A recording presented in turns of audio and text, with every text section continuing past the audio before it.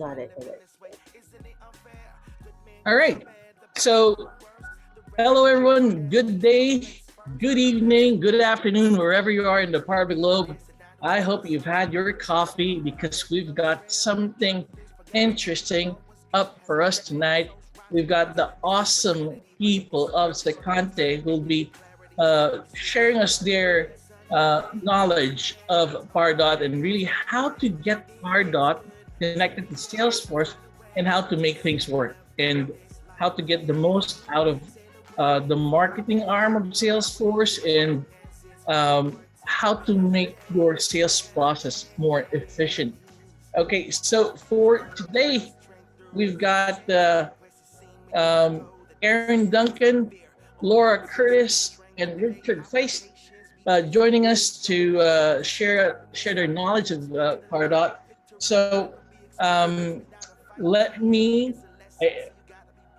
Laura, who's gonna start with? Be me. Okay, Richard. So yeah. Let me just make you presenter.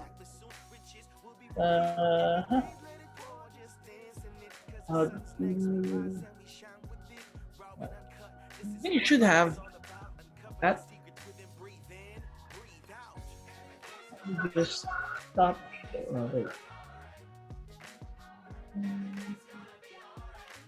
Okay, I'm gonna make you host. Let's see if that will work. All right, I see your screen. There we go. Yep. Great. Perfect. Okay.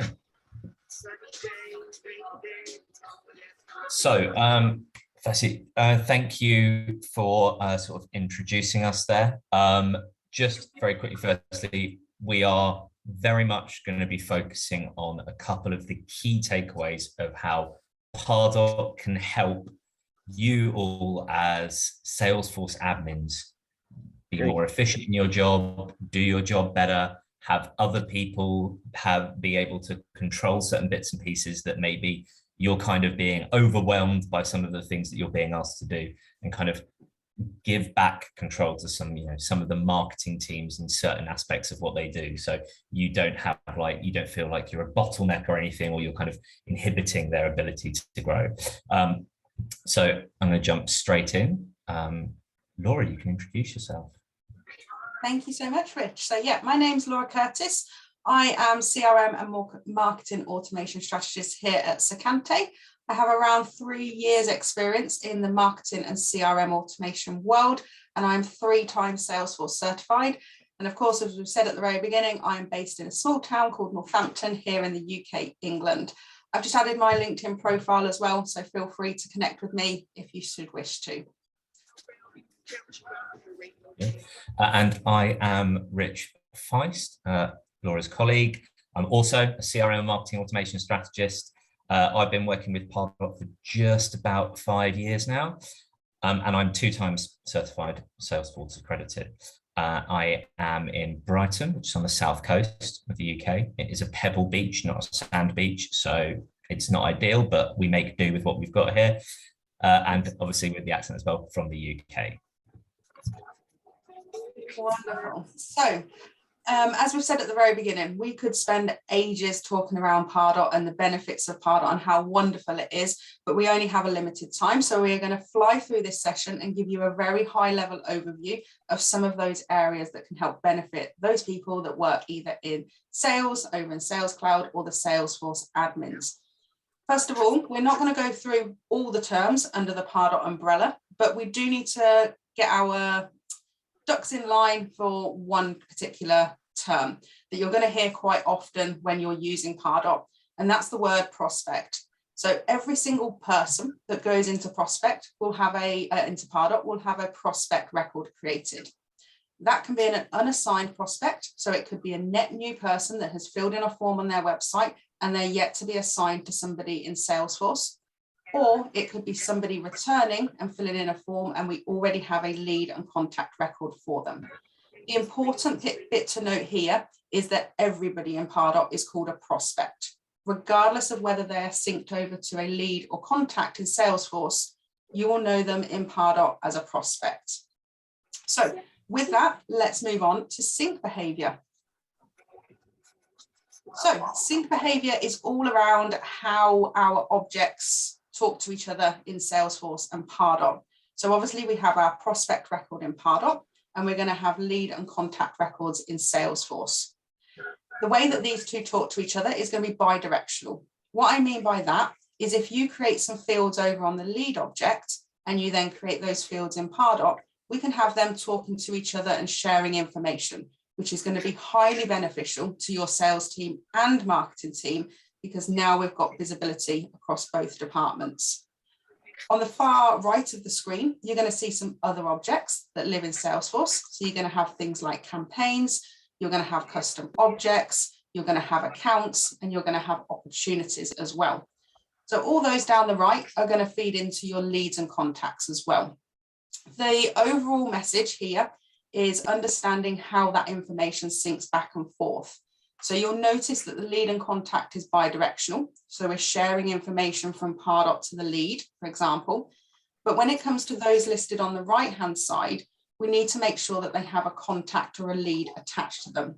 So we do that by one, we have campaign members. That's going to attach our leads or contacts into a campaign. And that's going to allow the campaign information to filter down into these leads and contact records. And then they're going to move over into Pardot. And then when it comes to opportunity, we're going to need to make sure that we have contact roles attached. So they're two key terms that are going to be important in your Pardot and Salesforce journey. And we'll pick up on those as we go through the presentation, but just keep those in mind. They're going to pop up again. So if we go to the next slide, when it comes to accounts, so accounts aren't, the way that I like to look at accounts is they're not actually physical people. We can't email accounts, but we can email leads and contacts. Therefore, account data will only sync down into Pardot when Pardot detects that there is a contact in the middle. So that's going to be important for you guys over on the admin team, because if somebody that's working in Pardot wants to understand, well, why is that account information not showing on my prospect record in Pardot? It's because it's not going to be attached to a contact. So we need to make those, we need to make that connection there. If we go on to the next slide and have a look at opportunities, again, we need to make sure that we have that contact sitting in the middle. So the situation, your marketing team come to you and say, I'm missing opportunity information over in Pardot. Why could that be? You as an admin are going to say it's because you haven't got a contact tied to that opportunity using that contact role that we just covered over. So you're going to want to check for your users and make sure that they're using that contact role that's going to create that bridge over to the contact record and then down into Pardot. So that's going to keep your marketing team happy if you have an understanding of how that works. Let's go to the next one. So we've got an understanding of how that data syncs with different objects in Salesforce. So you should now be able to explain to your users what information goes back and forth and why there could be a problem. What's the missing piece on why that information isn't showing down in Pardot. But what causes information to sync down into Pardot and then back up into Salesforce? This is going to be around our sync behavior, and it works two ways. You're going to have sync behavior from Pardot up to Salesforce, and then you're going to have sync behavior Salesforce down to Pardot. Remember, I said the whole point of connecting Pardot and Salesforce is to ensure that both your marketing and sales team are sharing that data. So we need to have that bi-directional, that kind of cross communication of that information. So when it comes to the sync between Pardot and pushing information into Salesforce, so into them records such as leads and contacts, these are going to occur when either the prospect does something, so they could fill out a form on your website, they could unsubscribe from an email.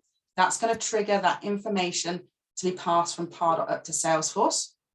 Or the user does something to the prospect over in Pardot. So for example, they could import some people into Pardot, they could change a field value in Pardot, or they could change the assigned user. And thirdly, the system does something. So this is the Pardot system doing something, and that could be that prospect record that lives in Pardot matches to an automation rule, a completion action that puts them into a campaign. So they're the three things to bear in mind when somebody's asking you, when will that information from Pardot move up to my lead or contact record in Salesforce. So that's going to keep the sales team happy. If we go on to the next one, now we need to focus on how we keep the marketing team happy by ensuring that information that lives on your lead and contact is pushed down into Pardot. Now, the things that are going to cause that sync is if the lead or contact fields are updated. So if your sales team are updating that information on those records, that information is going to sync down into Pardot, or the lead or contact owner changes. Now, when does this occur? How often does this occur? This might be a question that you get asked by your users. How long is it going to take before I see the information? Pardot will check for changes every 2 minutes, and then every 10 minutes in batches, it will run that sync back and forth. So in theory, around 10 minutes, your users should see on both Pardot and Salesforce that information coming through. Wonderful. Let's go to the next one. So big question, what are the benefits to you guys in Salesforce admin roles? Why should I be concerned about syncing between Pardot and Salesforce? If we go to the next one, the overall message is that we're sharing data between sales and marketing. We're going to be extremely popular as Salesforce admins. If we've set all this up, we can answer their questions on sync behavior and the other topics that we're going to cover, because sales and marketing teams are now going to have visibility across the board. It's all about teamwork. Let's give each team the equal share of the pie. Wonderful. So how do we sync over that information? What part of Pardot and Salesforce is going to cause that sync? And it's all around fields. So you're going to create your fields in Pardot and you're going to create your fields in Salesforce, and you're going to connect the two. And that's the bridge. It's as simple as that. As Salesforce admins, you're going to create the field in Salesforce and then connect it to a field that's created in Pardot. In Pardot, we can create fields for those prospects. We can create them for accounts, opportunities, and custom objects. So for example, you might have a very specific field over on accounts, and you want that to be available to the marketing team. So then they can do some segmentation and start targeting those accounts, the prospects that are tied to those accounts, and win even more deals. You would go ahead and create that field over in Pardot, connect the two, and there we go. We've connected that information. We go on to the next screen. There are some considerations for if you are a Salesforce admin and you're wanting to connect these two fields to share this information. You can't map two Pardot fields to one Salesforce field.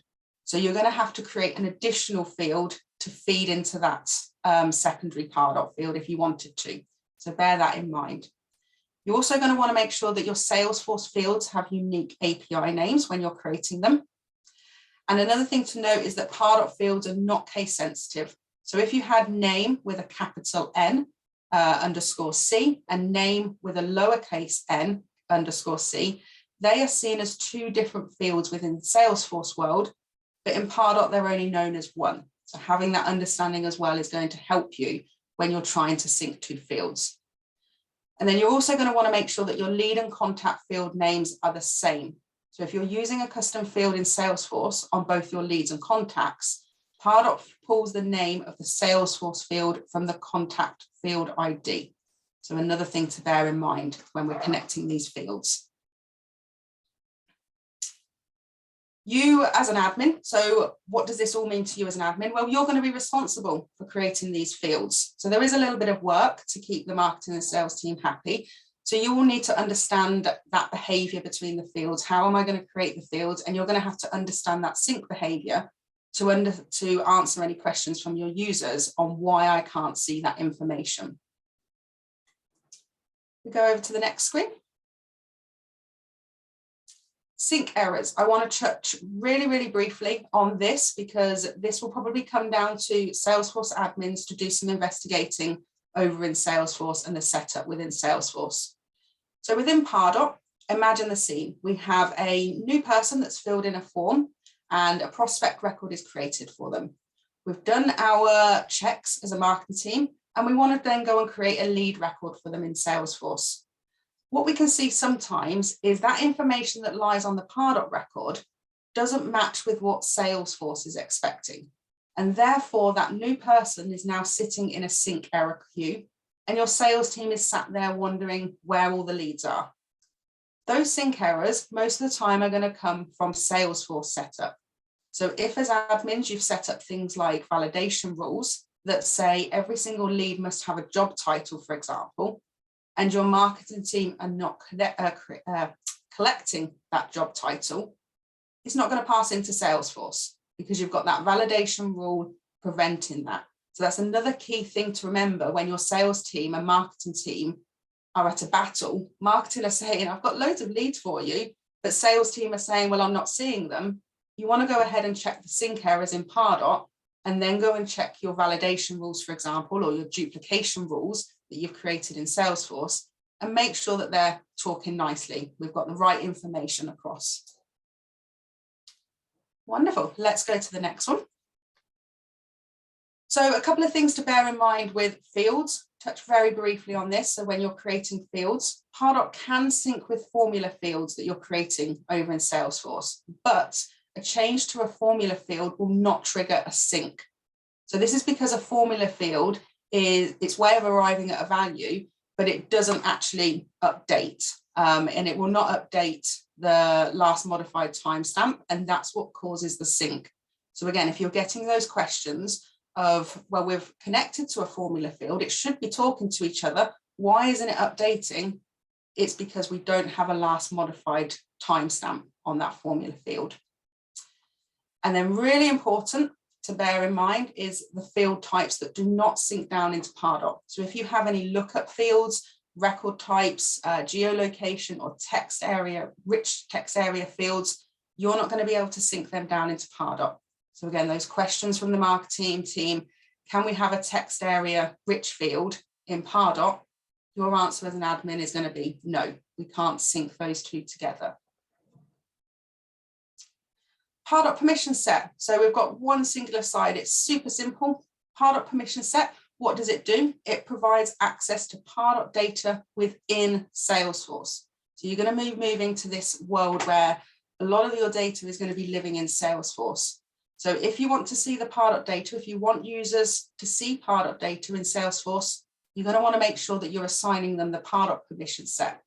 And that's going to give you a whole host of reporting access, Pardot data engagement. So those questions around what has my lead engaged with, give them the Pardot Permission Set, do some additional setup, and you're going to be able to have access to that Pardot information directly within Salesforce.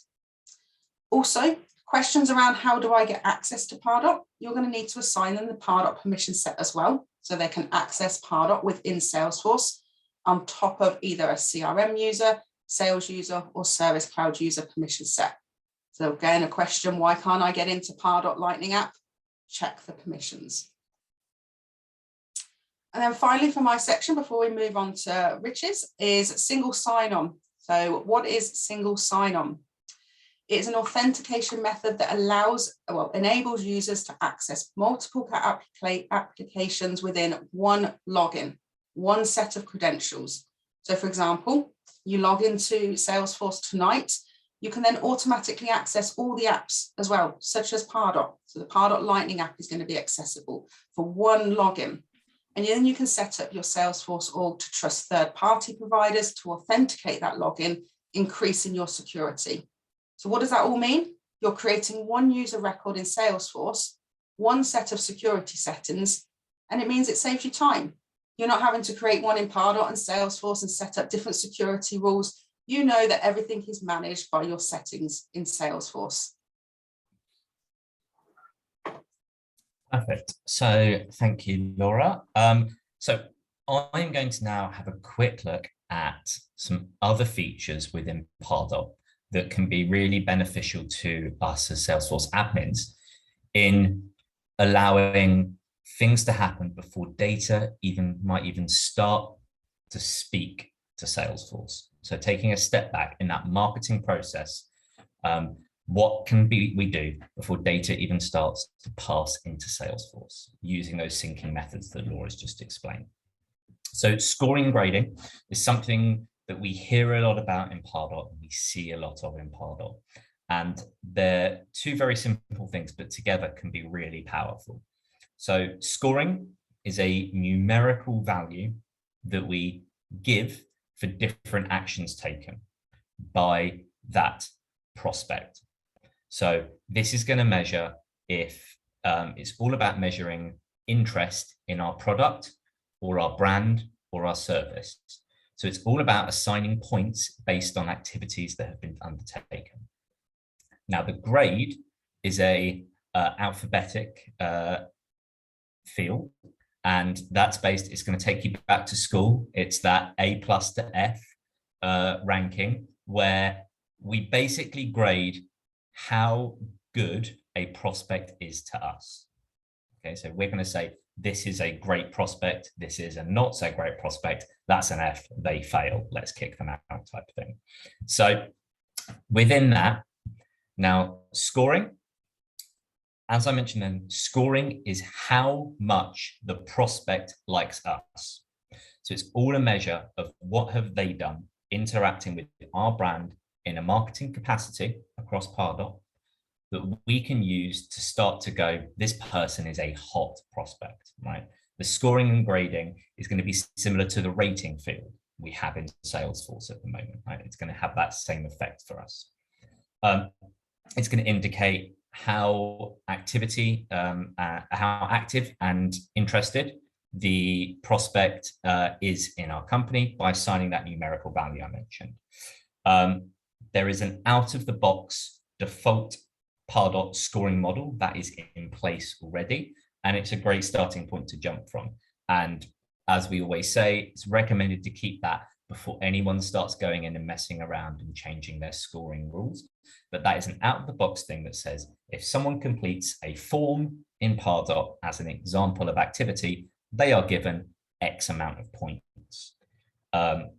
Now, one thing to keep in mind, as it says here, is all scoring model changes are retroactive.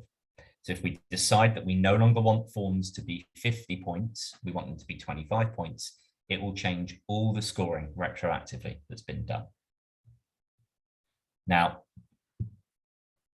we have another added benefit when you're on the plus or advanced editions of Pardot, in that we have scoring categories. And this is another way for us to go even further into the data and start to break down our scores by identifying which, as it says, solutions, services, topics the prospect is most interested in.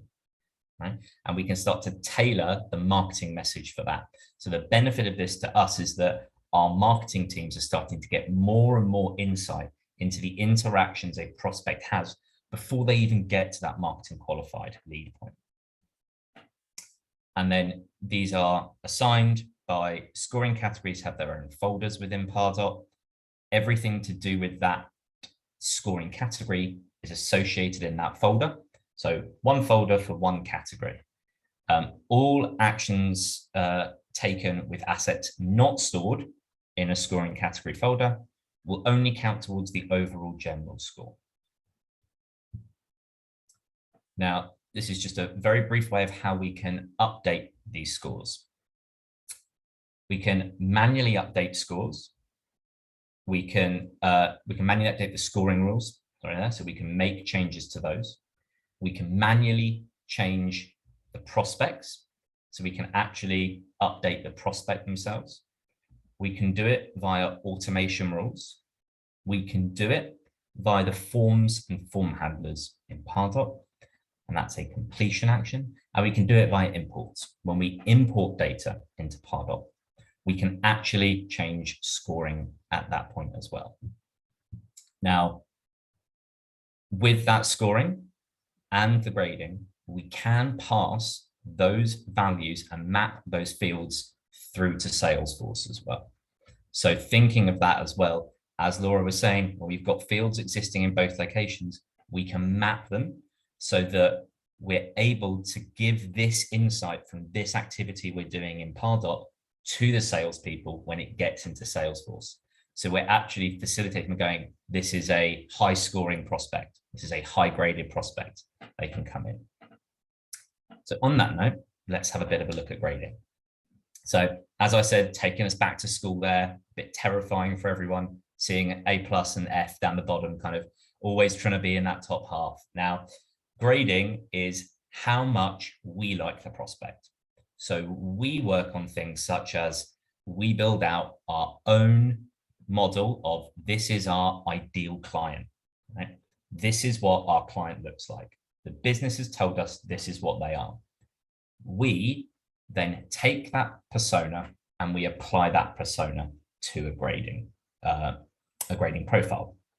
Now, what this grade is going to do is it indicates how closely that prospect fits that persona that I've just mentioned. All prospects come in at a D, and the grades can be adjusted by a third, 2/3, or a full letter. So you can see the arrow changes there in the diagram to show what those would be. Now, as I was saying, it's how much we like that prospect. But what we should be doing is the grading criteria shouldn't just be very basic information. We should be looking here to go, what do we need on the company? What do we need on the individual as well? And combining that data together, thinking of it very much on that lead record and therefore the prospect of that lead, and going, what job title should we be targeting? What level of job should we be targeting? What departments do we sell our product to? You know, how big or small are the companies that we do? What industries are they in? And is there any criteria restricting locations? And between all of those, that really gives us this, I'm just going to admit someone to the room that's come in. What that really does is that gives us this whole view. As long as we're capturing this data and feeding it in, we're able to make better decisions before the data even gets to Salesforce, to only get the data into Salesforce that is valid, legitimate leads. So we cut down on the amount of poor quality leads that are coming through. We cut down on that bad data that comes in that as admins, we go, oh, it's missing that name or that field's not there. Like, what are we meant to do? We can make sure that criteria is in here as well in this point. Now, this, as I mentioned, scoring and grading, what does that mean to us as Salesforce admins?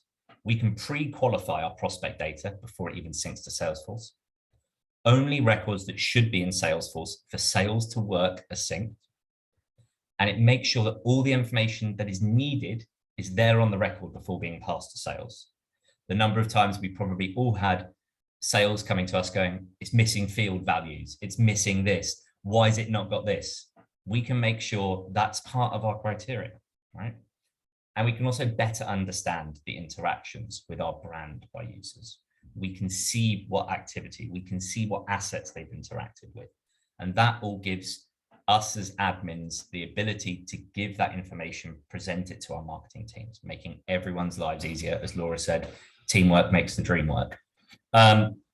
So the next follow on from that is we've got our lead, we've got our score, we've got our grade.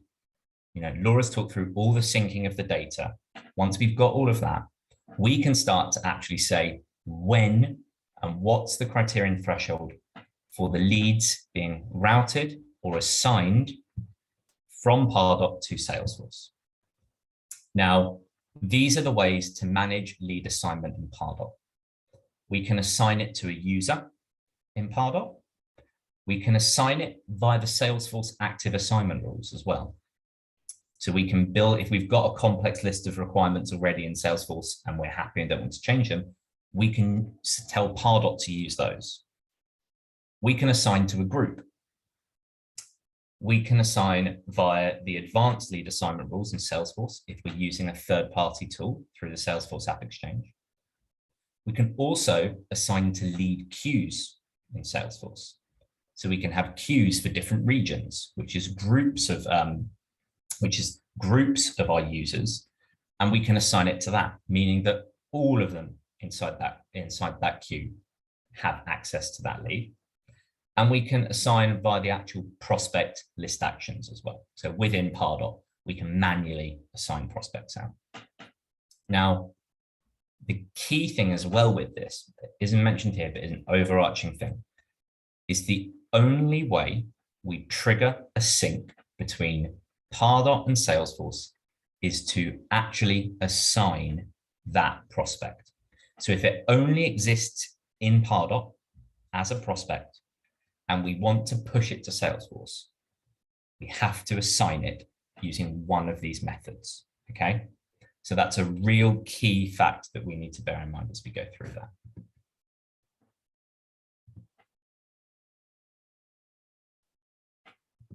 Yes. So what does lead routing and assignment mean for Salesforce admins? So it's a way for the new control for marketing on what data is required for to be a marketing qualified lead. So we can make sure that we've got that data and control first. Only records that should be in Salesforce for sales to work are synced. And we can use simpler user-friendly tools to build automations. And what I'm going to do here very quickly is just jump out and just very quickly show you some examples of, from within Pardot, how we can actually do that. So one of them you can see here is an engagement studio. So an engagement studio is in Pardot. Now we are viewing this in Pardot Lightning. So it sits as an app within Salesforce, so that users don't need to go outside of Salesforce to gain access to all the features from this.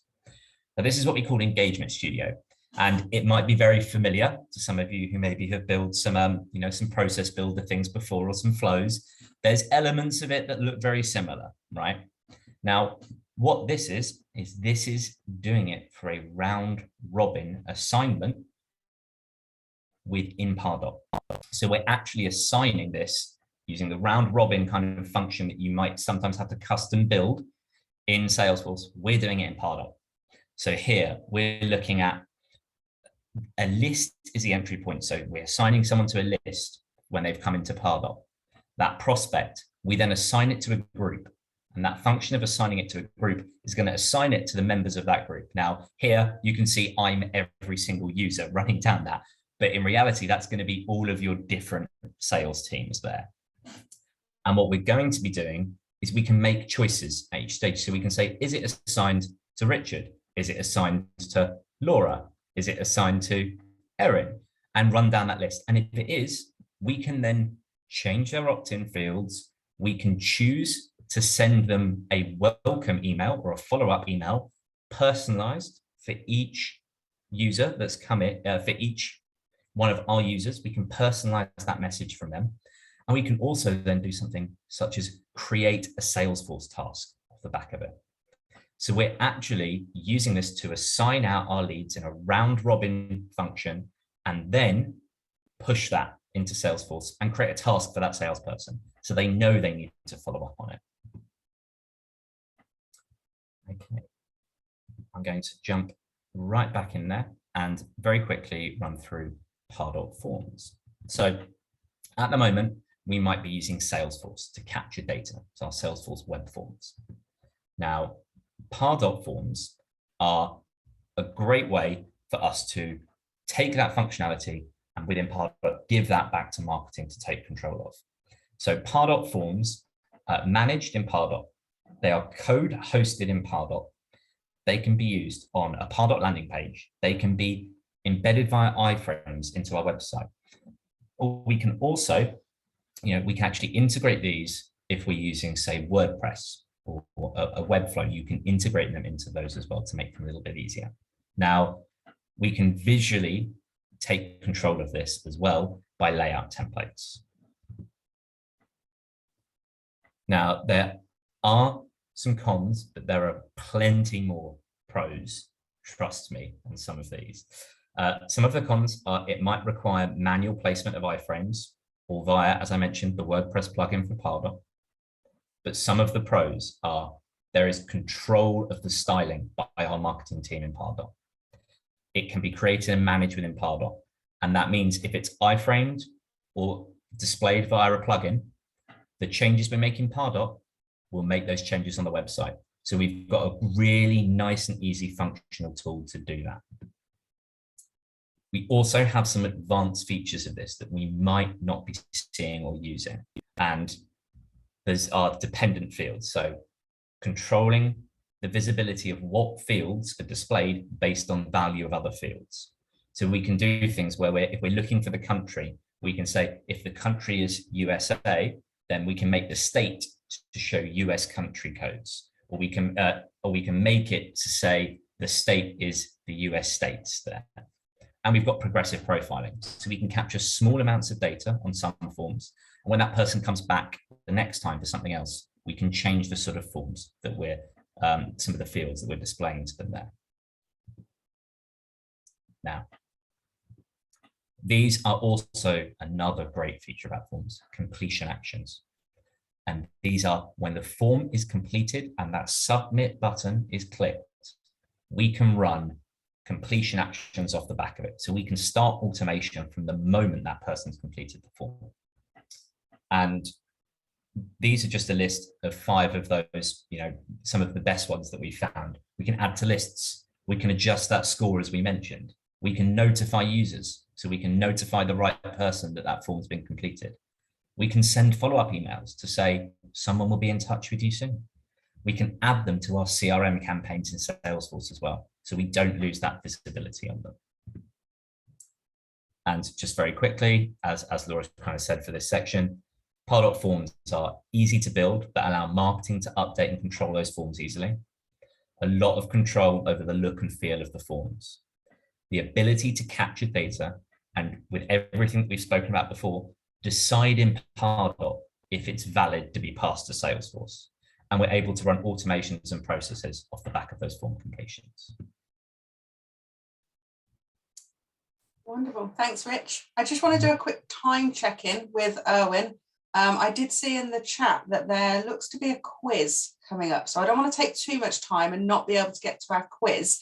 If we have any more time, I'm happy to take it and run the guys through connected campaigns and campaign influence. But if we need to move on and get onto that quiz, I'm excited for that, so we can move on. Well, the quiz will only come after all that you have to share, so please do take your time.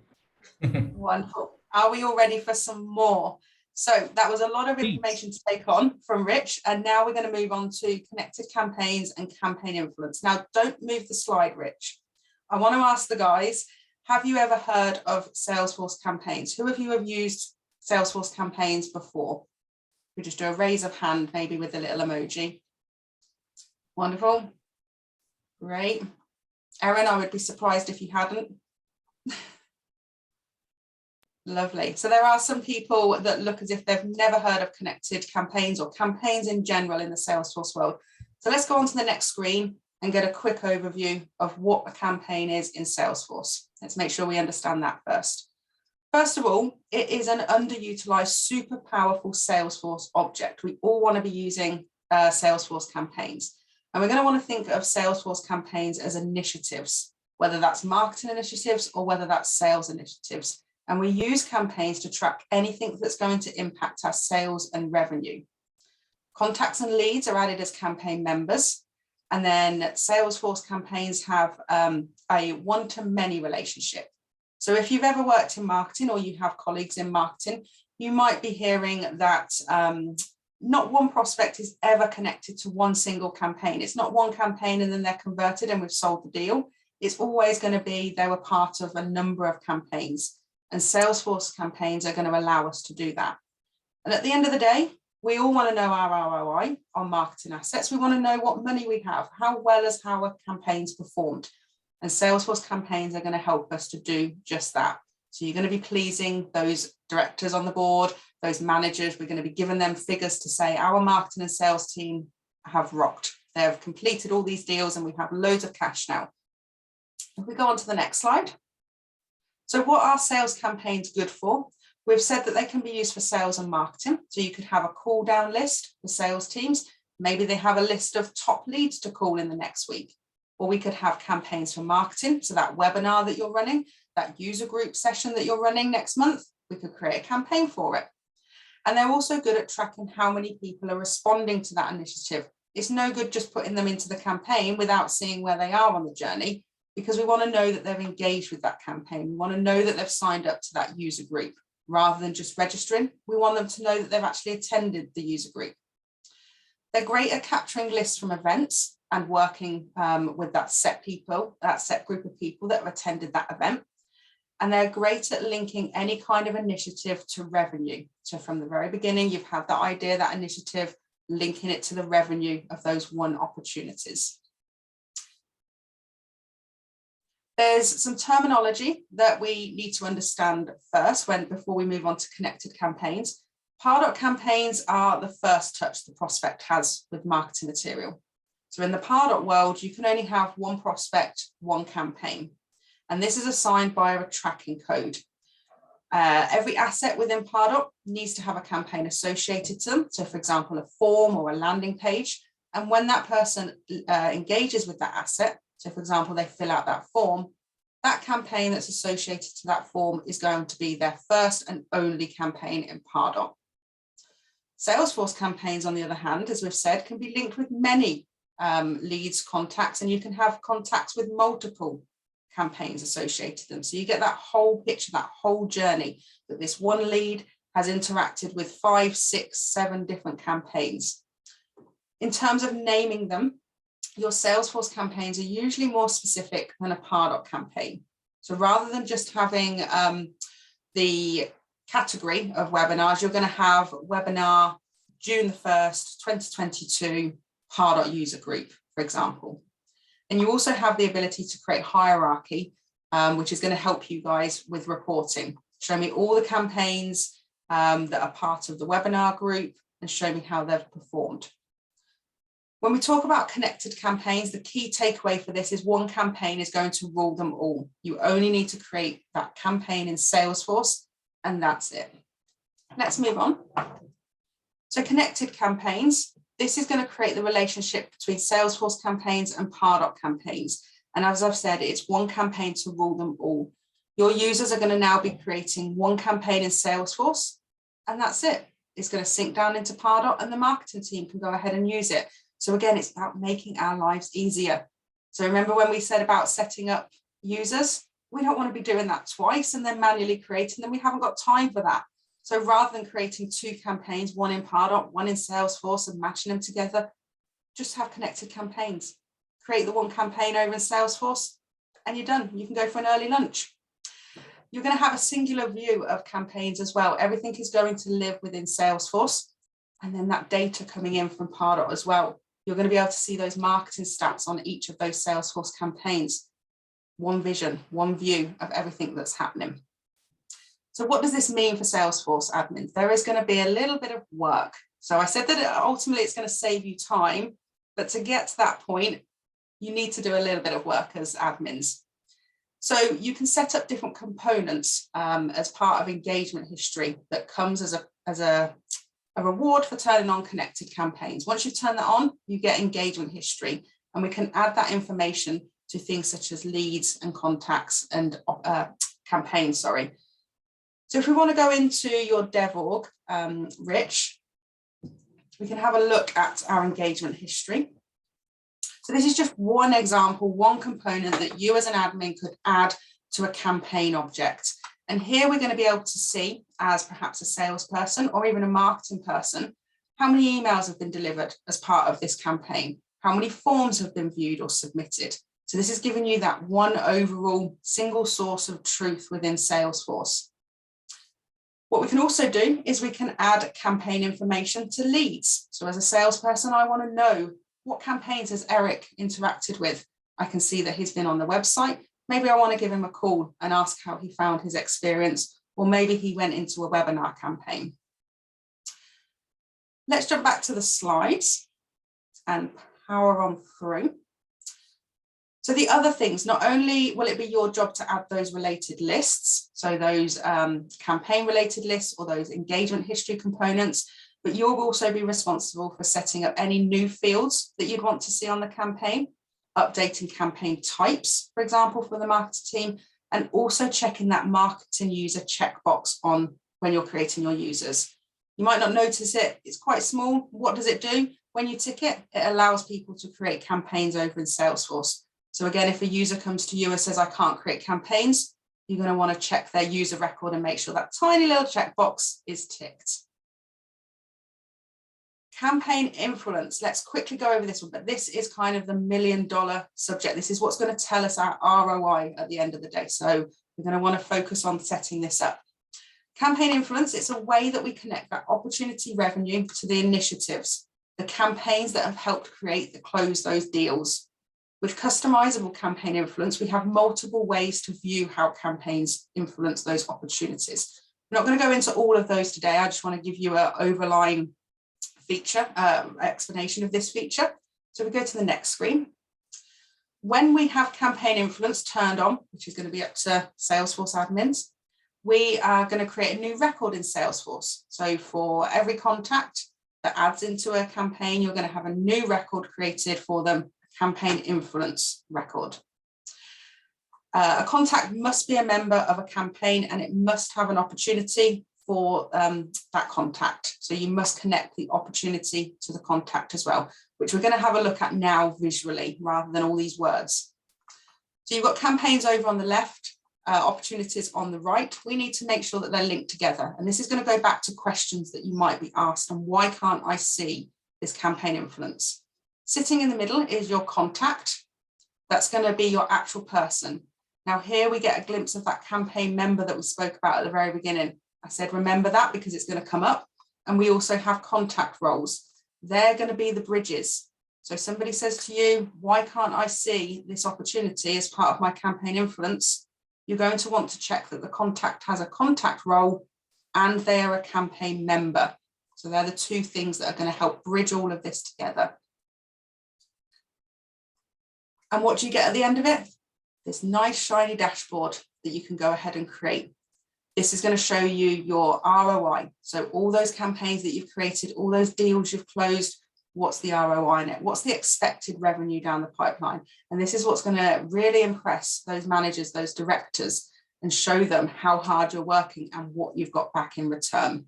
So this is the end goal. If we just go to the next slide. As with everything that we've spoken about, a little bit of work for Salesforce admins to get here. You could add related lists for campaign influence on leads or contacts, and you're going to have to enable campaign influence. So that's going to be in your setup. It's a little toggle that you're going to toggle to enable, and you're then going to also have to enable additional campaign influence models. So to get this dream, you're going to have to do this little bit of setup. You're also going to be in control of the auto association rules, which is going to help you out with your what campaigns are going to be influential on your opportunities and your time frame as well. When it comes to contact roles, if you find that humans kind of forget to add them on, there is an automated solution out there. And there is a solution for campaign influence, those dashboards that we've just seen. If you don't want to spend time manually creating those, again, saving time is key here. Download the campaign influence starter pack and the work is all done for you, but that does need to be done by an admin. Let's shoot to the final one. Connected campaigns versus campaign influence. We are comparing apples and oranges. They're not the same thing. Connected campaigns creates that relationship between Salesforce and Pardot, making sure that it's easier to create those campaigns, create it once in Salesforce and that's it. Campaign influence is going to create the relationship between campaigns and opportunities. Wonderful. I feel like we're at time. We've got 2 minutes left and I don't want to overrun. So perhaps we can send these slides over and then you can do some after work and have a look at the engagement history. Definitely would appreciate those slides, and that definitely is a load of information that I as an admin appreciate. Not to downplay all the other resources that we've had before, but most of our resources that we've been listening to, we're talking about how to get the ROI, what's the benefit of managing your marketing and all that. But today you talked to us admin talk, and I really appreciate that because a lot of the people in our group here are started their Salesforce journeys as admins. So you spoke my language. That's what I'm saying. So definitely appreciate what you two have shared with us today. That quiz I was saying, I was just taking notes of key things that you mentioned, and maybe I'll just throw a few questions in the chat because we have a few vouchers to give away, again with the intention of getting people excited and get them to take those certifications.